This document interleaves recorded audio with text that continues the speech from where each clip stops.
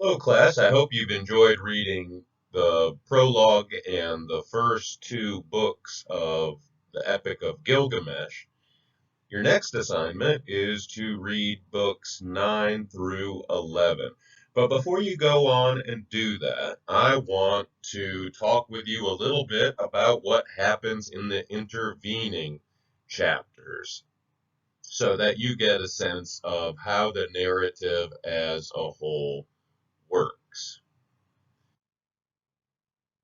After Gilgamesh and Enkidu become friends, become the mirror images of one another, and provide balance,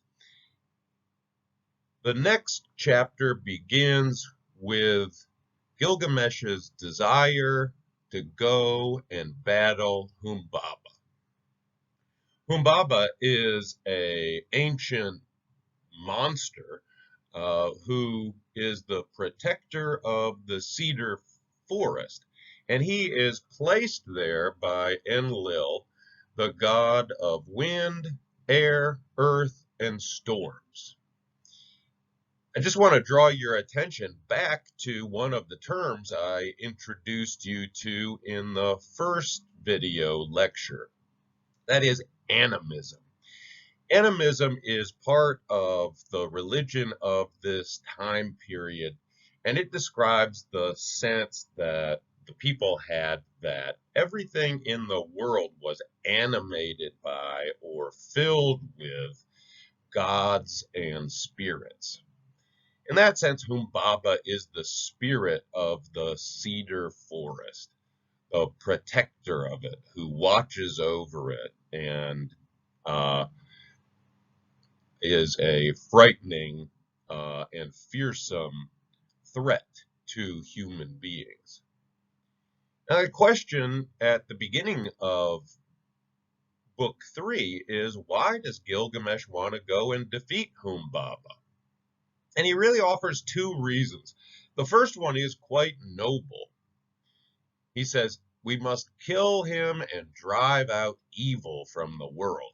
He sees Humbaba as a evil monster, a force working against humanity, and as the king, it is his job to defeat such monsters and make the world safe for human beings.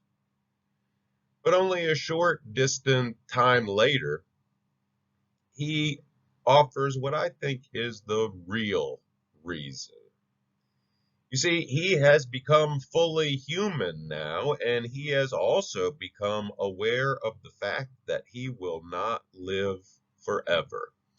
That unlike the gods, human beings are not immortal. They die. And so, one of the things that human beings have always done in order to try to fend off the fear of death is to give themselves a sort of immortality, uh, uh, to do something great that will make people remember them forever. And so Gilgamesh says, I will make a lasting name for myself. I will stamp my fame on men's minds forever. I suppose things aren't so different today than they were back in the time of the Epic of Gilgamesh. Even today, we long for fame. We long to do something great. And at least part of that is the drive to not be forgotten, to not simply disappear from the world with our death. And so Gilgamesh is driven by this desire to be remembered, to be immortalized by going and killing the great monster Humbaba. Gilgamesh and Enkidu travel long distance to find Humbaba and enter the cedar forest. And What is clear is the power of friendship, how working together they were able to defeat this fearsome monster. It says on page 120, Gilgamesh says on page 120, if we help each other and fight side by side, we will make a name for ourselves. And so their friendship is bearing fruit. By cooperating with one another, they are stronger than either one of them could have been individually, and they are able to defeat the monster Humbaba. But such actions come at a great cost. As Humbaba realizes that he is going to be defeated, he cries out and asks for mercy. But Gilgamesh refuses to grant him leniency and kills him anyways. And it reads in the book, knowing he was doomed, Humbaba cried out, I curse you both.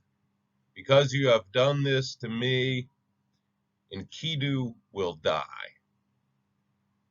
And may Gilgamesh be inconsolable. You see, it's a sort of curse on both of them. Enkidu's going to die, but Gilgamesh has to live knowing without his friend, knowing that his friend is no more. This is one of the problems with having a friend. They die too. And in a sense, when a friend dies, it can be even worse than your own death because of the loss you experience. And that is the loss that Gilgamesh experienced. Now, how does this curse come into effect? Well, Gilgamesh and Enkidu go back to Uruk victorious. They are heroes and greeted with honor and celebration. Well, Ishtar, who is the goddess of love, whose image you see there on the left of your screen, she falls in love with Gilgamesh, the great hero. But Gilgamesh refuses her because he knows that she is fickle. That is to say, she easily changes her mind. He says to her, what will happen to me when your heart turns elsewhere and your lust burns out? He realizes that Ishtar will not be faithful and that romance with the goddess of love and fertility will simply lead to his destruction. Well, angry and embarrassed by his refusal, Ishtar sends the bull of heaven to kill Gilgamesh. But once again, Gilgamesh and Enkidu prove that working together, they can defeat any opponent. And they defeat the bull of heaven.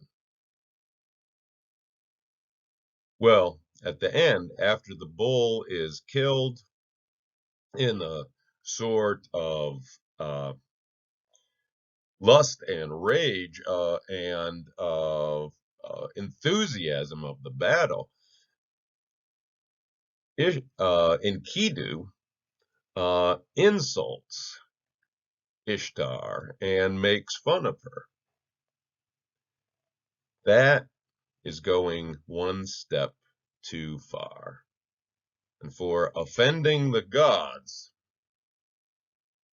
it is decided that Enkidu must die. Gilgamesh and Enkidu had come to think themselves so powerful that they could even refuse the gods and insult the gods and offend the gods. Well, it turns out they were not that powerful. And so they became aware of their limits as Enkidu becomes sick and ultimately dies. Enkidu's last words to Gilgamesh are, "You have walked beside me, steadfast through so many dangers. Remember me and never forget what I have endured." So once again, we have that theme of remembering, being remembered by a friend. And Gilgamesh, in his anguish, cries out, "Beloved, wait, don't leave me, dearest of men, don't die, don't let them take you from me." But there is nothing either of them can do. And Enkidu does die, and Gilgamesh is heartbroken. He is heartbroken, and he is also afraid because he realizes that not only will did Enkidu die, but that eventually he will die too. And so, heartbroken and afraid of death, Gilgamesh decides to search for Utnapishtim, the only human being who was given immortality by the gods. This is where we pick up the story in book 9 through 11. We will be reading about Gilgamesh's adventure, his search for Utnapishtim, what he learns and gains from that, and how he eventually returns to Uruk, wiser and more able to live a fully human life because he has given up on the idea of immortality. As you read this last section of the book, watch for similarities to the stories from the Bible. There are a number of them. And think about the lesson of the story, about how humans should deal with the reality of death. After all, both Enkidu and Gilgamesh start the story not fully human. And through their friendship, they both become fully human. But humanity comes at a cost. There is the great gift of life and friendship, but there is also the ultimate